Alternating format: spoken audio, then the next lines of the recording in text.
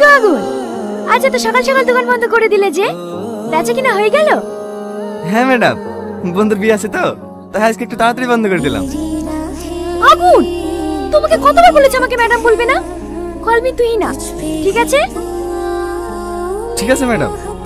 আবার ম্যাডাম? ঠিক আছে ঠিক আছে, তুই না।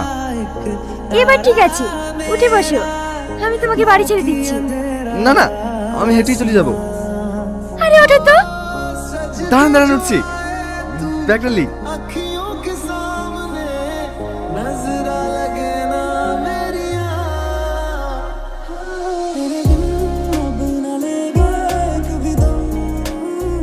হয়তো করে কেন, ভালো করে বসো।